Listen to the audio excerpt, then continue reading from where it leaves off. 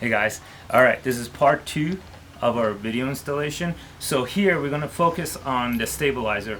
On the new rack systems, you have a 3-hole block stabilizer system that are all threaded. This gives you full adjustability in a rack to slide back and forth within your receiver and adjust to the hole you want, and this system is just bombers. We tested it out for a straight year in Hurricane and Moab, and we really beat it up pretty hard, and the results were just phenomenal. So you're gonna get the rack with the bolt. You're gonna take the bolt off. You also have an external stabilizer, and I'll explain what these do. This is a dual system, which is very important. One of the things to note, now that you have a thread system, you cannot put a lock and hitch pin here. There's none on the market that carries these thread or uses hard bolts that you can put a wrench on. We tested a few and they were just garbage. So there is a video how to lock your bikes and the rack 2020 on our videos page. Check that out for locking. Once you pop the bolt off, grab the rack and plug it into your receiver.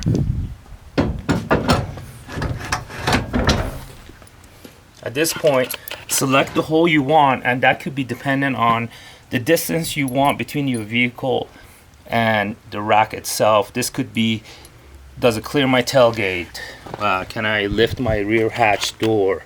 And that's what those holes are going to give you. Different holes are going to give you different distances.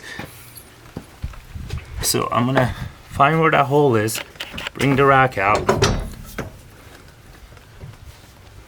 This is a little more difficult from this side, but I want you guys to see this.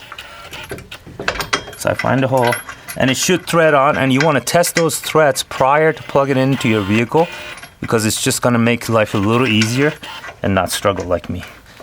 Excuse me. So I got the bolt starting to thread there.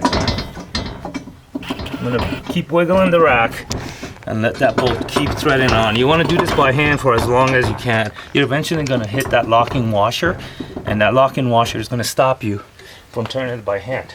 So at that point, grab your 15/16. Again, these tools are the same tools for the rack and assembly. You're going to want to carry one of these with you when you're using the rack, or a bit driver with one of these on it for quick in and out. So, and the rating on these are all Gorilla. You basically want to make these as tight as possible. These are grade 8, which is the hardest hardware you can get, and they're all zinc plated, so they're not going to rust or anything. Once you got that rack is on pretty solid. But if you ever had an internal stabilizer, you know that that doesn't stop the up and down movement in a rack. So you're going to get this tiny bit, 1/8 of an inch or 1/4 an inch play, and not acceptable. So you're going to take your 9/16 wrench, and we're going to pay attention here. We're going to either, you can flush this with the rack, the external stabilizer, the gold piece. You want to catch the bolt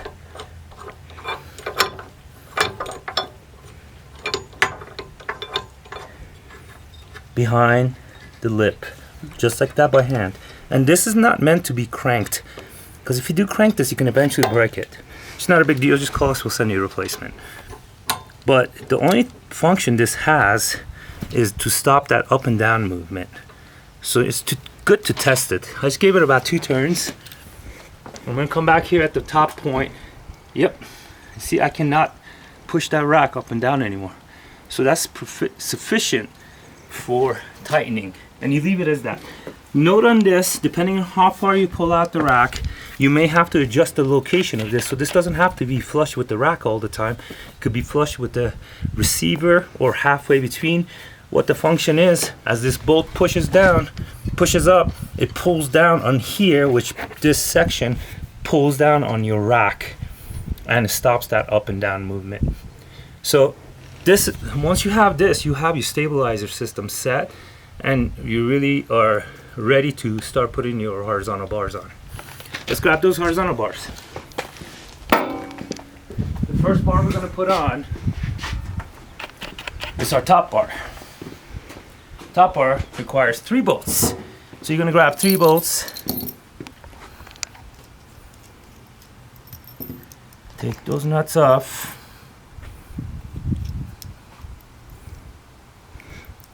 So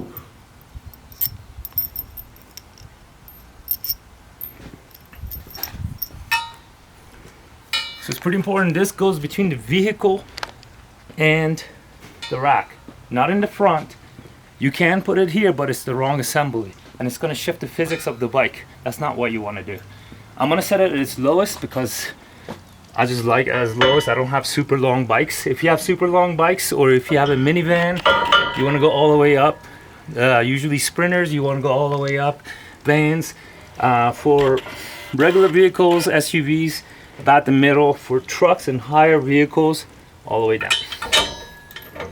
Run that bolt through. You want this bolt head on the left side as you're looking at it, and that will make sense in a minute. And then since at the bottom, it's the last hole. So once you got those in, start putting a washer.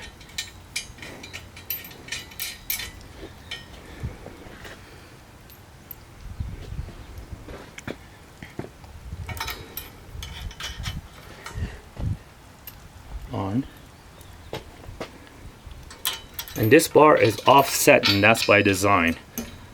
You have a longer side on the right, shorter side on the left, and that's due to the leaning of the bikes and the way they're positioned.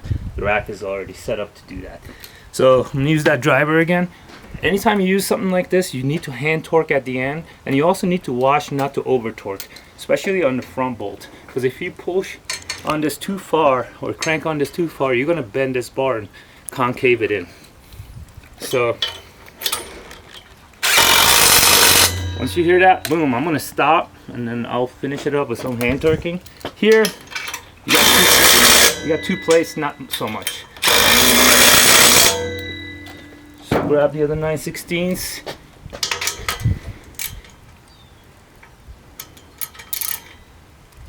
Good.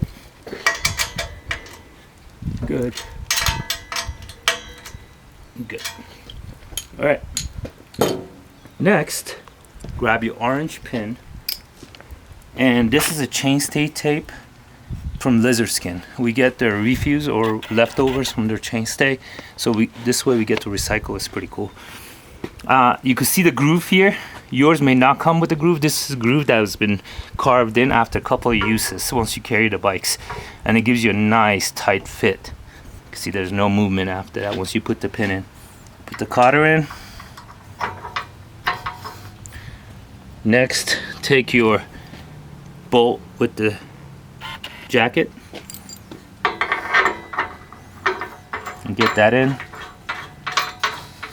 And we're gonna set the tension here. This is what sets the tension, and the final torque video will show you that as well, but we'll go over that right now again. So I'm gonna turn this about, say about 1/2 inch, 3/4 inch protruding. The way to look at this is you get down low and look at those poly plates. If you see sunshine coming through, which I don't right now, between the beams and the poly plate, then you need to keep turning this until you squeeze this bar. It's designed to tighten that vertical post inside. You can see a nice square jacket around, and that gives the rack the stiffness. So the way to test this is pull the orange pin, turn your latch about halfway, grab up here, and then bring it back. It's got a pretty loose fit, I would say right now. I like it a little tighter. So I'm gonna grab that 15/16. Where I'm gonna start first is actually the pivot. I wanna make sure that pivot is absolutely as tight as possible, and it's not gonna turn anymore. So it's pretty good right there. Sometimes once you do that pivot, it'll give you enough stiffness. Yep, there it is. You want that smooth, stiff feel to it. And that latch will automatically lock the rack. Without the pin, you're always gonna have a little bit of play there. That's what the orange pin is key to carrying your bikes.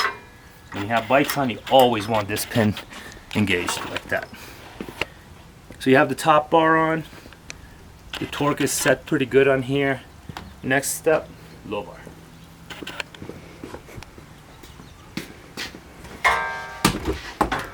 Here's our low bar. I have the table mounts on here. If you bought the table mounts, you want to install those prior to putting it on, or you could do it after. It's just easier, but we'll have another video for that. So your last 2 bolts are for the low bar. I'm gonna get that washer and nut off. Leave 1 washer on each bolt.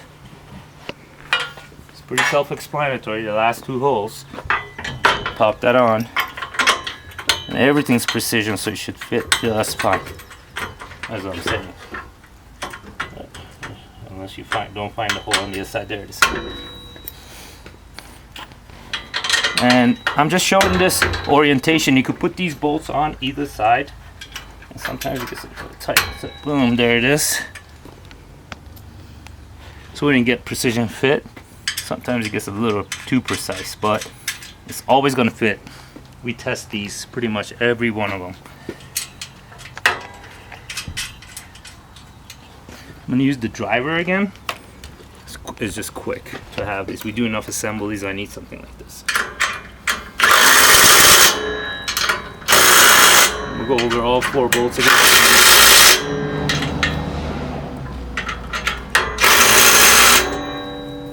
Then you do a final hand torque.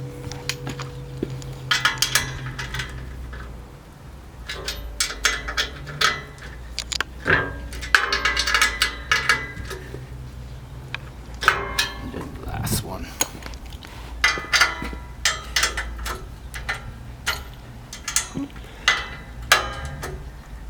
There it is. It's pretty tight. I'm moving the vehicle, as you can see. The rack structure is on. Next step is the baskets. That'll be in the 3rd video. Thank you.